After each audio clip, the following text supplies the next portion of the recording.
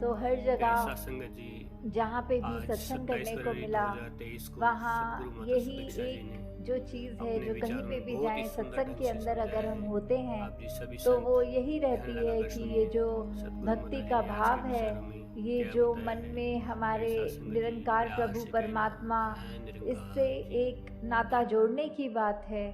तो वो पहलू अपना मजबूत करने के लिए ही सत्संग का सहारा लेते हुए हम अपने जीवन को बिताते हैं, और साथ ही ये सेवा भावना मन में रखते हुए कि जो भी इस संसार में है वो हमसे श्रेष्ठ है और हमने उसमें परमात्मा का ही अंश देखना है। तो उसी के लिए हमने ये जो सेवा करनी है, हमारे शरीर से हमारे मन में वो सेवा भाव आए, और हमने आर्थिक रूप में भी अगर ये करनी है धन की सेवा भी। और वहीं साथ साथ सुमिरन की बात आती है कि अपने मन में हम जब भी निरंकार प्रभु का एहसास करते हुए अपनी सारी गलतियों को बख्शवा कर ये सिमरन रूप में अपने मन का बर्तन साफ करते जाएं, ताकि इसमें ये ब्रह्म ज्ञान रूपी जो दात है जिसके बिना हमारा ये जिंदगी अधूरी है, वो सफल नहीं होती, वो ब्रह्म ज्ञान टिक पाए। तो कैसे हमने पल पल अपने जीवन में जो भी कार्य करने हैं वो यही सोचते हुए करने हैं कि हमारी से वही कर्म होए जो हमारे लिए भी ये लाभ दे, हमारे जीवन के पल पल को निखारें, इस परमात्मा के एहसास में रहते हुए हमारा जीवन बीते, और साथ ही हम ये समाज के लिए संसार के लिए भी फायदे का काम करें और कोई हानि ना पहुंचाएं। हम औरों के आंसू पोंछने के काम आएं, उनको एक आंसू देने के ना आएं। तो कैसे हमने ये सारे मानवीय गुणों को अपने जीवन में उतारना है, हमें कैसे अपने मन को विशाल बनाना है कि कोई हमसे अगर कोई बात करता भी है जो हमारे को अच्छी नहीं लगती, या हमें ये लगता है कि उस व्यक्ति का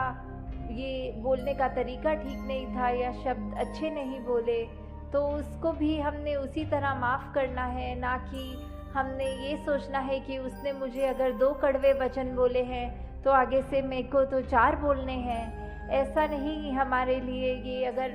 मनुर्भव वाली बात है कि अगर हमें मनुष्य बोलने के लिए क्यों कहा जा रहा है, तन तो हमारा मनुष्य का ही है, तो फिर क्यों मनुष्य बनने के लिए ये आवाज़ आती है? वो इसीलिए कि हम मनुष्य तभी तक हैं जब तक ये सारी ह्यूमन वैल्यूज़, ये मानवीय गुण हमारे अंदर हैं। और कैसे हमने पल पल में अपने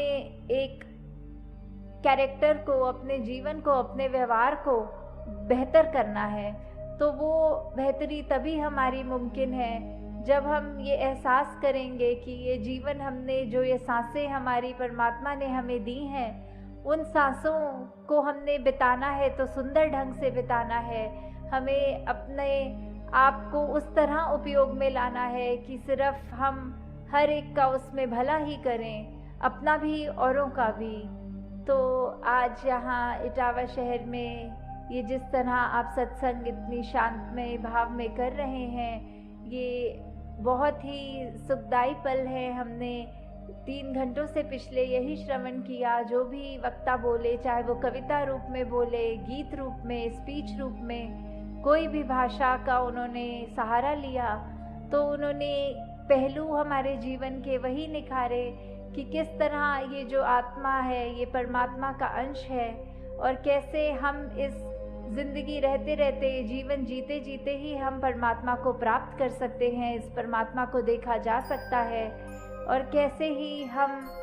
अपने जीवन में जब ये परमात्मा को लेकर आते हैं, ये एहसास में रखते हैं, तो कैसे हम सिर्फ ये अपनी ज़िंदगी को और खूबसूरत ही नहीं करते जाते, बल्कि जब ये हमारी मृत्यु का समय होगा, ये आंखें बंद होंगी, तो भी वो एक उसके बाद की भी जो बोलते हैं यात्रा, वो उस अपनी पहचान जब हमने कर ली तो हमें कहाँ से आए हैं, कहाँ जाना है और किस में रहकर ये जीवन बिता रहे हैं, ये सारे सवाल हमारे ये खुद ब खुद हमें इसका जवाब ये सिर्फ ब्रह्म ज्ञान से ही मिल सकता है। तो आज ये हम सब अपने आप की पहचान इस तरह करें कि आत्मा का जो पहचान है वो परमात्मा है। तो अभी जैसे हम इस हरदेव वाणी के शब्द को भी सुन रहे थे, तो उसी पे ही, हाँ जी, जिस मन में निरंकार बसा है वो मन मंजिल पाएगा। कि ये मन की अवस्था की बात हो रही है कि एक बार जब ये ब्रह्म ज्ञान प्राप्त हो जाता है, ये हमें रमे राम का पता चल जाता है, ये कैसे कि हमारा जो एक परमात्मा के रूप में हमें ये जो सौगात का एहसास है उसको हमने अपने मन में बसाना है। तो पहले अपने मन से हमें सारी ये द्वेष भावनाओं को हटाना है। अपने मन में जब ये निरंकार को हम टिका पाएंगे, तो निरंकार को जब बसा पाएंगे, तो ही हमारा जीवन आगे सुखदायी हो पाएगा। और ये हम अपने मन में इस रूप में हम अपनी ज़िंदगी को जीते जाएं कि ये निरंकार का जो एहसास, ये जो भक्ति में रहकर ये जो विश्वास की बात आती है, जितना हमारा मन स्थिर रहेगा, साफ रहेगा, उतना ही हमारा ये मन के बर्तन में वो निरंकार का प्रभु परमात्मा को हम टिका पाएंगे। और ऐसे ही हमने अपने जीवन को आगे चलाते जाना है। हाँ जी, जिस मन में संसार बसा है वो मन ठोकर खाएगा। तो अब दूसरी तरफ ये बात कर रहे हैं कि एक तरफ तो जहाँ मन में निरंकार बस गया तो जीवन कितना सुखमय हो गया, और अगर दूसरी तरफ बात ये की जाती है कि अब मन तो वही एक है, हमारे पास ये चॉइस है, हमारे पास ये ऑप्शन है कि हम उसमें क्या रखना चाहते हैं। ये संसार तो डामाडोल करता है, ये संसार तो क्षण भंगुर है, इस संसार में तो सिर्फ हमें कोई स्थिरता भी नहीं दिखेगी। हर तरफ हर मिनट हमें एक उथल पुथल, एक बेचैनी जहाँ मिल रही है। तो कैसे जीना तो उसी संसार में है, पर कैसे उस संसार का हम असर ना ग्रहण करें, हम कैसे ये माया रूप का अंधकार अपने मन में इतना ना ले लें कि हमें कुछ दिखाई ना दे और ठोकर ही मिले, और उस तरह हम अपने आप को एक बार बार उस दलदल में माया रूप की ये संसार के अपने आप को गिराते रहें। तो जो ये स्थिर है सिर्फ ये परमात्मा है, ये निरंकार है। इस स्थिर के साथ जब हम जुड़ेंगे ये एक रस सहज कायम दायम रहने वाले से, तो कोई भी ये उथल पुथल हमारे जीवन के हम पे वो प्रभाव नहीं छोड़ेंगी। फिर हम इस दुनिया में ही रहकर जैसे अभी तक रह रहे हैं, पर फिर भी इस दुनिया से एक उभर जाते हैं। जैसे अगर एक बात करी जाए कि एक कारपेट होता है, एक गलीचा उस रूप में हमारे पैरों के नीचे जो होता है, तो अगर हम अपनी सिचुएशंस को एक वो कारपेट की तरह समझें कि हम उस कारपेट के ऊपर खड़े हैं, ना कि कारपेट हमारे सर पे होता है, तो कैसा भी वो कारपेट का रंग हो, चाहे वो सुख का रंग हो, दुख का हो, उथल पुथल हो, पर जब तक हम उस गलीचे को अपने पैरों के नीचे रखेंगे, हमारे लिए खड़ा होना आसान होगा। तो ऐसे ही ये बात जहाँ संसार की है कि कुछ भी हो, अगर मन में निरंकार है तो हम अपने जीवन को बहुत ही सुंदर जी सकते हैं। और अगर इस भौतिक दुनिया में ये रंग ही भौतिकता का ले लें और सिर्फ यही माने कि ये जीवन सिर्फ हमारा इसी मकसद के लिए है कि हमने एजुकेशन ले ली, पढ़ाई लिखाई करके, कामकाज करके अपने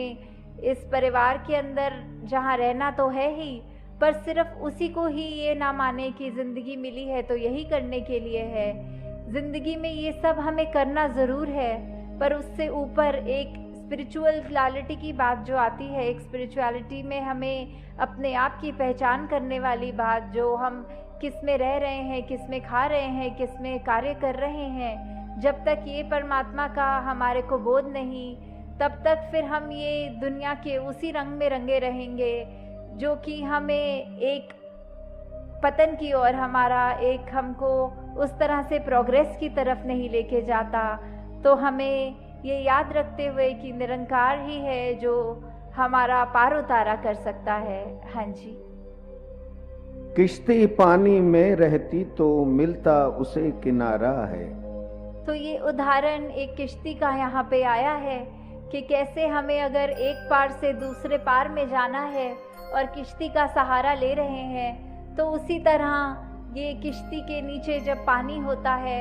तो हमें एक मन में सुकून है कि हमारी किश्ती अब एक छोर से दूसरी छोर जा रही है। ये जीवन जो हमारा है, इसमें हमें अगर ये बात होती है कि पैदा जब से हुए और मृत्यु जब तक है, उसके बीच का जो जीवन काल है इसमें हम अगर यही माने कि ये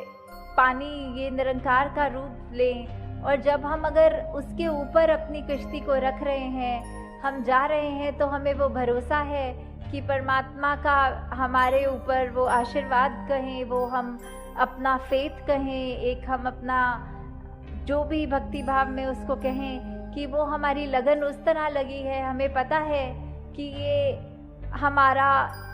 जो पार उतारा है वो होगा ही होगा, जो जीवन जी रहे हैं वो सुंदर तो बीतेगा ही, और उसके बाद जब हम दूसरे छोर में पहुंच जाएंगे तो भी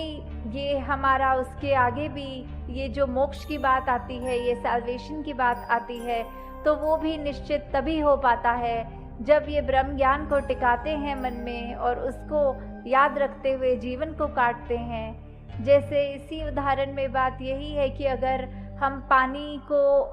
और किश्ती को पानी में चला रहे होते हैं तो कैसे चाहे आंधी भी आती है, चाहे लहरें ऊंची भी उठती हैं, तो भी हमारे पास एक वो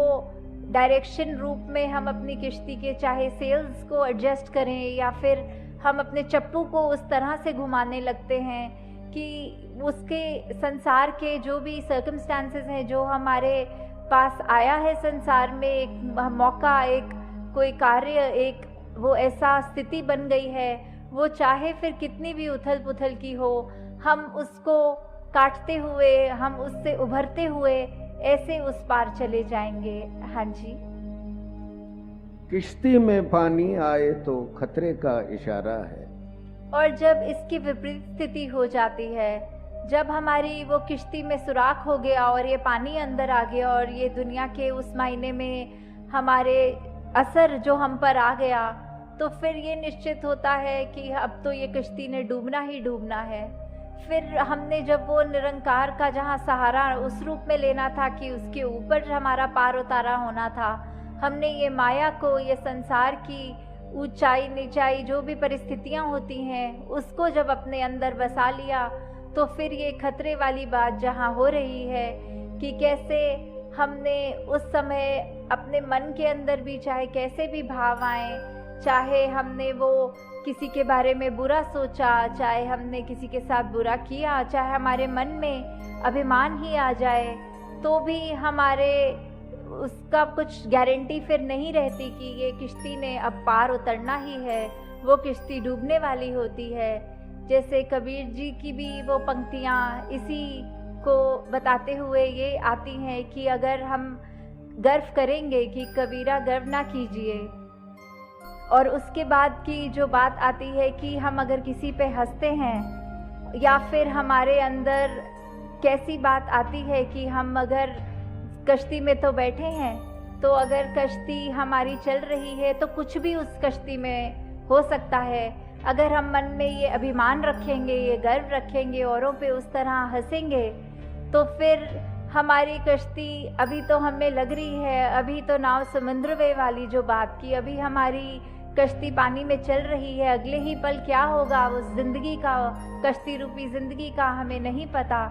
अभी तो नाव समुद्र में ना जाने क्या होए, कि कैसे हम किसी भी पल ये तो मान रहे हैं कि हमारी कश्ती ने एक छोर से दूसरे छोर चले जाना है, पर एक अपने मन में अभिमान ले आए, एक हम दूसरों के प्रति बुरी सोच अपने मन में ले आए, तो फिर वो कश्ती ने उसमें पानी आ ही जाना है, वो डूब ही जाएगी। और फिर अब हमें ये गारंटी नहीं है, ये पक्का विश्वास नहीं, हम दावे से नहीं कह सकते कि अब तो हमारा पार उतारा होना ही है। तो फिर चाहे मन की ही वो बात है, मन की अवस्था है, मन की विश्वास की बात कि किस तरह हम परमात्मा का सहारा किस एक वो सीरियसनेस के साथ ले रहे हैं, कैसे पल पल में ले रहे हैं, तो ही ये कश्ती हमारी भव सागर से पार होगी। हाँ जी। चाहा अगर है भव सागर से जीवन नैया पार हो, तो कैसे इसी तरह हमारे मन में जो चाहत रहती है कि कैसे हमारा भव सागर से अगर ये ही नैया, जो ये जीवन रूपी नैया ने पार होना है, तो वो जो चाह अगर हम ऐसा चाहते हैं तो उसका सोल्यूशन क्या है? उसका सोल्यूशन तो युगों युगों से ये संत देते ही आ रहे हैं। आज भी जैसे सत्संग में भी संतों ने ये आवाज़ लगाई, और उससे पहले भी जाएं अगर हम, युगों युगों से एक यही बोला जा रहा है कि अगर हम ये परमात्मा को अपने अंग संग देख पाएँ, अगर ये हमारे अंदर रमज समझ के हम उसको बसा लें, तो ही हमारा पार उतारा हो सकता है। तो ये जो बात है बहुत ही स्पष्ट शब्दों में युगों युगों से संत, वो चाहे किसी भी टाइम रहे हो, सतयुग में, त्रेता में, द्वापर में या अभी कलयुग में भी, तो बात वही है कि कैसे हम अपने इस जीवन में ये परमात्मा को ला सकते हैं। ये अंगसंग है पर इसको देखा भी जा सकता है, और देखकर जब अपनी ज़िंदगी में शामिल करें, और सिर्फ एक बारी के लिए नहीं, ये तमाम उम्र ये एहसास को आगे बढ़ाते रहें, तो सोल्यूशन यही दिया है संतों ने कि कैसे एक भक्ति भय जीवन में हम जब परमात्मा को डालते हैं तो भक्ति उसी समय पे शुरू होती है। हाँ जी। रहना इस संसार में लेकिन मन में ना संसार हो। तो कैसे संसार अगर हमारे मन में आ जाता है, ये सारी चीज़ें जो अभी जिक्र हुआ है जिनका, कि किस तरह अगर मन में आ गया तो हमारा एक वो पतन की जहाँ बात आ रही है, पर इसका मतलब ये नहीं कि हमने अब संसार से उठ के कोई एक संसार से अलग हमारी रिस्पॉन्सिबिलिटीज़, एक परिवार से अलग होके एक भक्ति निभाने वाली बात करें। नहीं, रहना वही है, इस समाज में ही रहना है, घर परिवार में ही रहना है, और एक उसमें रहकर घर परिवार के अंदर रह के ही भक्ति को हमने अपनी कायम रखना है। संसार से मुंह नहीं मोड़ना, पर संसार में विचलित होते हुए भी उस तरह संसार का प्रभाव नहीं लेना है। हर जगह में जहाँ एक अगर ऐसी बात हो कि हमें अगर गंदगी दिख रही है, तो ये ना हम कहें कि हम अपने ऊपर भी गंदगी ही लेप लगा लें, पर हम वो गंदगी को देखते हुए वो एक झाड़ू की माफिन एक उसको परे कर दें, और एक वो गंदगी जहाँ नज़र आ रही है चाहे हमारे संसार में, उसको भी हम कैसे अपने योगदान से साफ बना दें। हाँ जी। जैसे जल में कमल जहाँ में जो ऐसे रह पाता है, और यहाँ वो कमल के फूल की एक भांति जो बात आ गई कि कैसे वो तो कीचड़ में ही उसका जन्म और मरण होना है, ऐसे ही संसार में अगर बहुत गंदगी भी कहीं नज़र आ रही है, वहाँ हम भी वो कमल के फूल की तरह ही रहें कि उसने भी वो गंदगी को ग्रहण नहीं किया, उस गंदगी का प्रभाव अपने ऊपर नहीं रखा, बल्कि इतनी गंदगी में भी उसने वो अपनी खुशबू दी, अपनी सुंदरता को कायम रखा। कि कैसे वो बात नहीं कि अगर आसपास वाले सब ऐसा कोई कार्य कर रहे हैं तो हमें भी वही करना है। नहीं, हम अगर देख भी रहे हैं कोई गलत कर रहा है, उसको समझाने की कोशिश करें, वो फिर भी नहीं समझ रहा, तो हमें उसके जैसे नहीं बन जाना। हमें फिर यही सोचना है कि हम कैसे उस कमल के फूल की तरह उस कीचड़ में रहते हुए भी उस कीचड़ का असर ना लें, बस अपने आप की सुधार, अपने आप की खूबसूरती के ऊपर ही ध्यान लगाएं। हाँ जी। कहे हरदेव वही जन जग में जीवन सफल बनाता है। तो अब ये जो जीवन है हमारा कैसे सफल होगा, कि कैसे हमने जब अपने जीवन को ये कमल के फूल की तरह, ये कश्ती के एग्जाम्पल भी जो अभी दिए गए, या कुछ भी और हम अपने आप सोचकर अगर देखें कि जीवन में पल पल हमारे लिए हर टाइम अगर कोई परेशानी है तो वो परेशानी ने दूर कैसे होना है। वो स्थिति तो चेंज नहीं होगी। अगर हमारे शरीर में तकलीफ़ है हम उसके लिए डॉक्टर पे हो आते हैं, अगर दवाई असर करे तो आराम आ भी जाता है, नहीं आए तो भी हम उसमें इस परमात्मा को कोसे नहीं। वो अगर परमात्मा ने स्थिति हमारे लिए बनाई है, वो अगर घर में काफ़ी महापुरुष आके कहते हैं संतान नहीं हो रही या कुछ ऐसी बात, तो उसमें भी ये निरंकार का रज़ा समझें कि कैसे हमारी स्थिति कोई भी हो, परमात्मा ने तो हमेशा भला ही करना है हमारा, तो हम उसमें दुखी ना हो जाएं। बस उसमें भी ये शुक्राना करते हुए अपनी ज़िंदगी को ऐसे एक खूबसूरती में ढालें। इस जो सतवचन की बात होती है, जो एक की जो भी हमारी स्थिति परमात्मा ने हमारे को बना कर दी है, उसमें हमने अपने आप को कैसे एडजस्ट करना है, और कोई हमने कंप्लेन नहीं करनी, कोई एक हमने शिकवा नहीं करना। तो अगर हम अपने जीवन को ऐसे ही बिता पाएंगे तो ही वो जीवन असली मायने में जीवन जिया गया है। तो अंत में यही शुभकामना कि इधर आके जहाँ आप सब संतों ने ये समय सत्संग में बिताया, तो वो सारा समय आप सबको मुबारक है। और कैसे हमने अब आज जो भी सत्संग में सुना उसको अपनी सोच में, अपने व्यवहार में, अपने जीवन में उतारें। तो और कुछ ना कहते हुए दासी इन्हीं शब्दों से आपसे आगे